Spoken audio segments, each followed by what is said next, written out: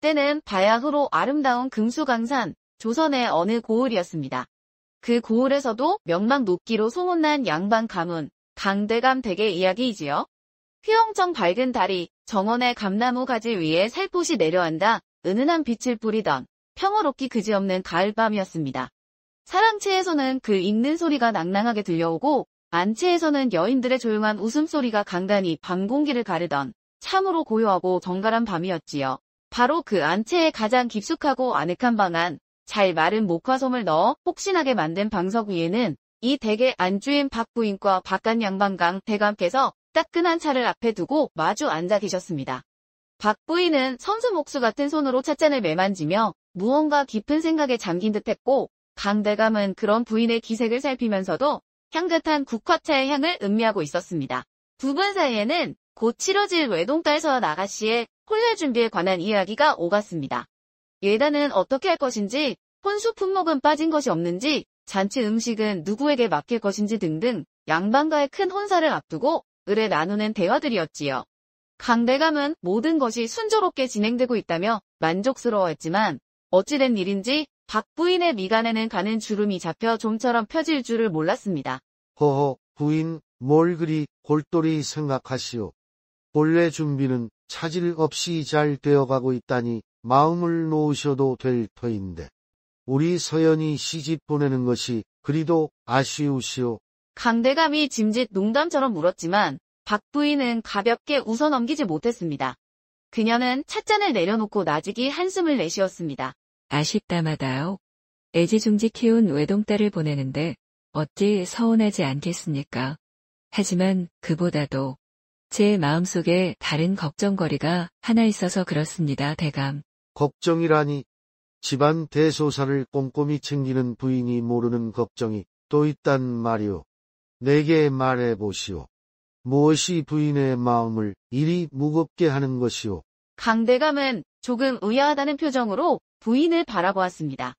박부인은 잠시 머뭇거리다가 조심스럽게 입을 열었습니다. 다른 것이 아니오라. 우리 사위들 김지훈 도령에 관한 것입니다. 물론 그 아이 학식도 높고 가문도 좋고 성품 또한 강직하여 참으로 훌륭한 배필감이라는 것은 저도 잘 압니다. 우리 서연이에게는 과분한 신랑감이지요. 하지만 뭐요? 사익감에게 무슨 흠결이라도 발견했단 말이오. 흠결이라기보다는 그저 제 눈에 조금 남다르게 보이는 부분이 있어서 그렇습니다. 대감께서도 보지 않으셨습니까? 우리 김도령. 다른 것은 다 훤칠하고 보기 좋은데 유독 코가 좀 남들보다 두드러지게 크지 않습니까? 제가 지난번 인사차 들렀을 때 가만히 살펴보니 정말 그 콧대가 어찌나 무뚝하고 콧방울이 두툼하던지요. 박부인은 마치 큰 비밀이라도 말하는 것처럼 목소리를 낮추며 말했습니다. 그 모습에 강대감은 허허 웃음을 터뜨렸습니다. 아니, 부인 나는 또 뭐라고. 고작 사이 코 큰 것 때문에 그리 수심이 가득했단 말이오. 허허허, 부인도 참 별 걱정을 다 하시오. 사내 코가 크면 어떻소? 보기 좋기만 하구먼. 옛 어른들 말씀에도 코가 크면 재복이 많다고들 하지 않소. 우리 사위 딱 보니 재물 걱정은 없이 살 관상이구먼. 좋은 게 좋은 것 아니겠소? 강대감은 대수롭지 않다는 듯 손을 내저으며 다시 차를 마셨습니다. 하지만 박부인의 걱정은 그것이 아니었습니다. 그녀는 더욱 심각한 표정으로 남편에게 다가앉으며 속삭였습니다. 주위를 한번 휘 둘러보는 것도 잊지 않았지요. 대감, 제가 걱정하는 것은 그런 복이니 재물이니 하는 것이 아닙니다. 물론 그러면 좋겠습니다만 그보다 더 중요한 문제가 있을까 봐서요. 더 중요한 문제라니. 코 큰 건 말고 또 무엇이 있단 말이오. 부인답지 않게 왜 이리 뜸을 들이시오. 그게 말입니다. 대감께서도 혹시 들어보셨는지 모르겠습니다만 세간에 떠도는 말에 의하면 사내에 코가 그리 크면 뭐랄까, 남자의 중요한 것이기 말입니다. 그것도 코 크기에 비례한다고들 하지 않습니까? 박 부인은 거식이라는 말을 할 때 개미 소리만큼이나 작게 속삭이며 얼굴을 붉혔습니다. 강대감은 마시던 차를 푹 타고 뿜을 뻔했습니다. 무엇이? 아니, 부인 지금 그걸 걱정이라고. 허허, 참으로 기가 막힐 노릇이구려. 부인이 언제부터 그런 해괴한 속설까지 신경 썼단 말이오. 해괴하다니요, 대감. 그냥 떠도는 말이 아니라 꽤 신빙성 있는 이야기라고들 합니다. 저희 친정어머니께서도 왕년에 그러셨습니다. 코 큰 사위는 조심해야 한다고. 저는 혹시라도 우리 김도령의 그것이 너무 커서 첫날 밤에 우리 여린 서연이가 아이고 말도 마십시오. 혹여 다치기라도 하거나 겁을 먹고 큰 고생이라도 하게 될까봐 그것이 밤낮으로 걱정이 되어 잠을 이룰 수가 없습니다. 혹시라도 그러다 큰 병이라도 얻으면 어쩐단 말입니까? 박 부인은 마치 눈앞에 그 광경이라도 펼쳐진 듯 손으로 입을 가리고 울상이 되어 말했습니다. 딸 가진 어미의 노파심이 극에 달한 것이지요. 강대감은 아내의 터무니없으면서도 진시 머린 걱정에 어이가 없기도 하고 웃음이 나기도 해서 표정 관리가 되지 않았습니다. 아이고, 부인, 제발 좀 진정하시오. 그건 다 근거 없는 속설일 뿐이요. 설령 그렇다 한들 세상 모든 부부들이 다 그리 치르는 첫날 밤인데 무슨 큰 탈이 나겠소. 너무 앞서 걱정하지 마시오. 우리 사위될 나이가 그리 무지막지한 나이도 아닐 터인데. 그래도 걱정이 되는 것을 어찌합니까? 우리 서연이는 워낙 몸도 약하고 숫기도 없지 않습니까? 미리 대비를 해야 하지 않을까요? 박 부인의 눈에는 어느새 눈물까지 그렁그렁 맺혀 있었습니다. 강대감은 이 순진한 아내의 기상천외한 걱정을 어찌 달래야 할지 몰라 그저 깊은 한숨과 함께 쓰디쓴 차만 연거푸 들이킬 뿐이었습니다. 달빛만 고요히 두 부부의 깊어가는 시를 위로 내려앉고 있었지요. 박 부인의 눈물까지 글썽이는 진시 머린 걱정에 강대감은 더 이상 웃어넘길 수만은 없었습니다. 그는 마시던 찻잔을 내려놓고 잠시 깊은 생각에 잠겼습니다. 네모반 듯한 그의 이마에 내천 자가 새겨졌다가 펴지기를 반복했습니다.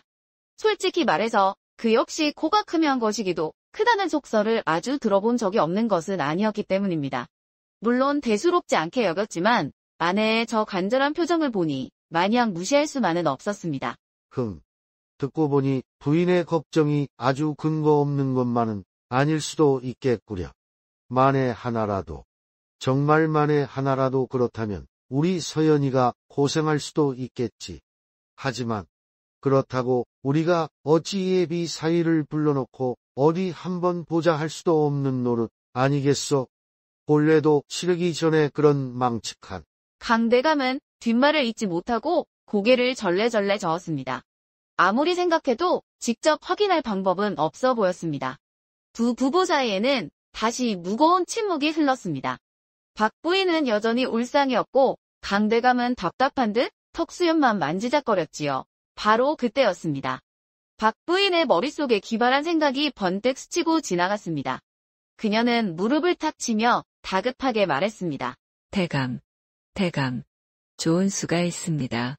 우리가 직접 확인할 수 없다면 다른 사람을 시키면 되지 않겠습니까? 다른 사람이라니.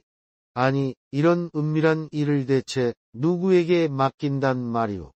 소문이라도 나면 양과 체면이 뭐가 되겠소. 그러니 아무에게나 맡길 수는 없지요. 하지만 우리 집에는 입 무겁고 믿을 만한 아이가 있지 않습니까? 바로 제 몸종인 소라 말입니다. 그 아이라면 우리가 믿고 맡겨볼 수 있지 않을까요? 소라, 그 부인이 평소 영특하다고 칭찬하던 그 아이 말이오. 예.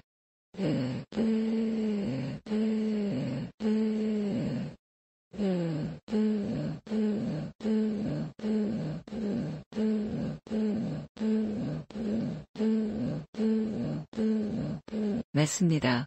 소라는 비록 계집종이지만 눈치가 백단이고 제가 시키는 일이라면 목숨이라도 걸 아이입니다. 오늘 밤 그 아이에게 심부름을 핑계 삼아 김도령 댁에 보내는 겁니다. 그리고 가서 슬쩍 김도령에 그것을 확인하고 오라고 하면 어떻겠습니까? 박 부인의 제안에 강대감은 잠시 눈을 크게 떴다가 이내 무릎을 쳤습니다. 비록 조금 해괴한 방법이긴 하지만 달리 뾰족한 수가 없는 상황에서 그럴듯하게 들렸습니다. 오호, 그거 참 기발한 생각이오. 그래, 소라라면 충분히 가능할 수도 있겠구려. 좋소. 부인 생각대로 한번 해봅시다. 결정이 내려지자마자 박 부인은 즉시 하인을 시켜 자신의 몸종인 소라를 조용히 안방으로 불렀습니다. 잠시 후 단정하게 쪽을 찐 머리에 깔끔한 무명 치마 저고리 차림의 소라가 방으로 들어와 고개를 숙였습니다. 소라는 나이는 어렸지만 눈빛이 총명하고 야무진 아이였습니다. 소라여, 이리 가까이 오너라. 내가 너에게 아주 은밀하게 맡길 일이 있다. 마님, 소인에게 분부만 내리시옵소서. 소라는 조금 의아한 표정을 지었지만 이내 침착하게 대답하며 박 부인 앞으로 다가앉았습니다. 박 부인은 소라에게 자초지종을 설명하기 시작했습니다. 물론 거식이라는 말 대신 김도령의 물건, 사내 구실 등 최대한 점잖은 표현을 사용하려 했으면서 말이지요. 박 부인의 얼굴은 설명을 하는 내내 민망함과 걱정으로 붉게 물들어 있었습니다. 그래서 말이다, 소라야. 내가 오늘 밤 김도령 댁에 잠시 다녀와야겠다. 가서 다른 것이 아니라 김도령이 물건이 혹시 소문처럼 정말로 유별나게 큰지 그것만 살짝 확인해 줄 수 있겠느냐. 우리 아가씨를 위한 일이니 내가 꼭 좀 도와줘야겠다. 부디. 박 부인은 차마 말을 끝맺지 못하고 소라의 눈치만 살폈습니다. 혹시라도 소라가 질색하며 못하겠다고 할까봐 걱정이 되었기 때문이지요. 그런데 소라의 반응은 예상 밖이었습니다. 소라는 잠시 눈을 동그랗게 뜨고 박 부인의 말을 듣는 듯 하더니 이내 입가에 장난기 어린 미소를 살짝 머금었습니다. 소라는 본래 성격이 대범하고 매사에 거리낌이 없는 편이었는데 특히 남녀 간의 일에 대해서는 또래 처녀들과 달리 꽤나 개방적인 생각을 가지고 있었습니다. 그녀는 박 부인의 진짜 속내를 금세 알아차렸습니다. 아이고, 마님, 그런 걱정을 하고 계셨습니까? 그래서 제게 김도령님의 물건 크기를 확인해달라는 말씀이시군요. 그래, 바로 그거다. 내가 해줄 수 있겠니? 소문 나지 않게. 아주 조심스럽게. 걱정 마십시오, 마님. 그런데 솔직히 말씀드리면 심부름 가서 잠깐 훔쳐보는 것만으로는 제대로 확인하기가 어렵습니다. 크다는 것이 어느 정도인지 또 실제로 밤일에는 어떤지 알려면 소라는 말끝을 흐리며 묘한 표정을 지었습니다. 박 부인은 그게 무슨 뜻인지 몰라 어리둥절했습니다. 제대로 확인하려면 어찌해야 한단 말이냐? 마님께서 저에게 늦은 밤 김도령 댁에 갈 심부름을 만들어주시고 가서 하룻밤 묵을 기회를 주신다면 제가 직접 몸소 확실하게 확인하고 돌아오겠습니다. 첫날 밤에 우리 아가씨께서 곤란하실지 아닐지 제가 미리 겪어보고 알려드리지요. 소라의 당돌하고 대담한 제안에 박 부인과 강대감은 입을 떡 벌리고 말았습니다. 세상에, 계집종이 예비 사위와 하룻밤을 보내며 그것을 확인하겠다니. 하지만 놀람도 잠시 두 부부는 서로의 얼굴을 쳐다보며 이 방법이야말로 가장 확실하다는 생각을 떨칠 수가 없었습니다. 다소 파격적이긴 하지만 소라의 저 자신만만한 태도를 보니 믿음이 가기도 했습니다. 결국 박 부인은 큰 결심을 한 듯 고개를 끄덕였습니다. 알겠다, 소라야. 내 용기가 가상하구나. 좋다. 오늘 밤 내가 너에게 아주 그럴듯한 심부름을 만들어 김도령 댁으로 보내주마. 가서 내 말대로 확실하게 알아보고 오너라. 내 성공 여부에 우리 서연이의 미래가 달렸다. 염려 마십시오, 마님. 소라에게 맡겨만 주십시오.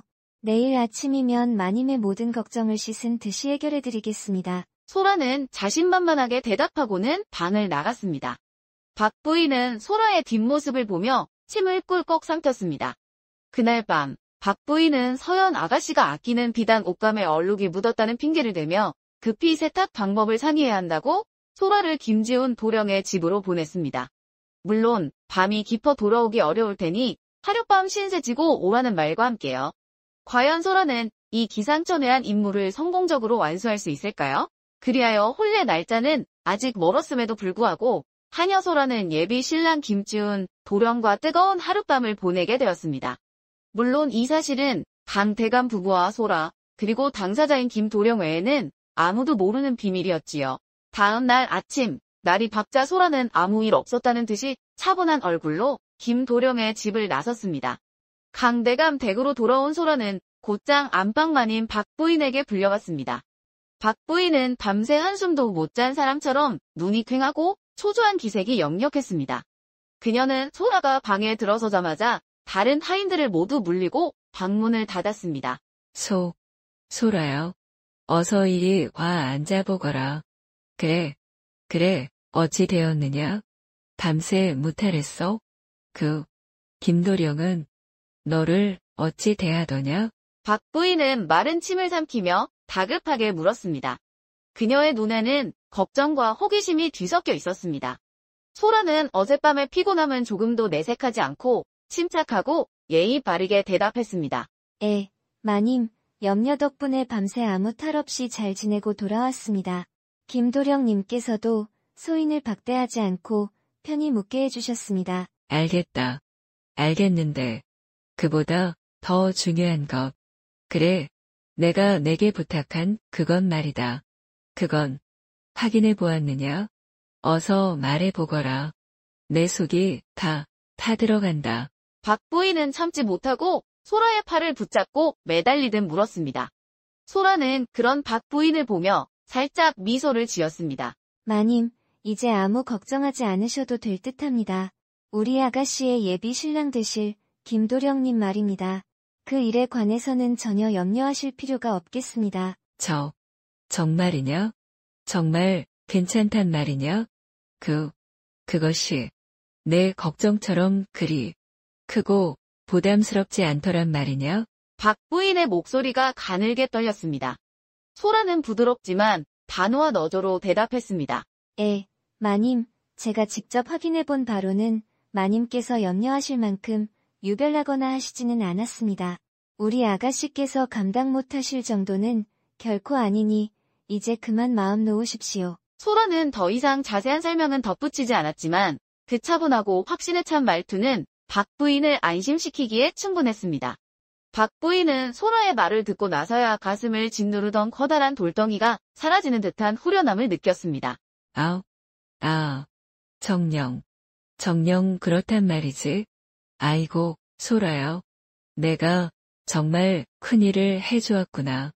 내 평생 내 은혜는 잊지 않으마. 정말 고맙다. 정말 고마워. 박 부인은 그제야 환하게 웃으며 소라의 손을 꼭 잡았습니다. 그녀의 얼굴에는 안도감과 기쁨이 넘쳐 흘렀습니다. 밤새 그녀를 괴롭혔던 딸의 첫날밤에 대한 기상천외한 걱정은 그렇게 믿음직한 하녀 소라의 대담한 활약 덕분에 눈 녹듯이 사라지게 되었습니다. 이후 혼례 준비는 순조롭게 진행되었고 서연 아가씨는 아무것도 모른 채 행복한 신부가 될 날만을 기다렸다고 합니다.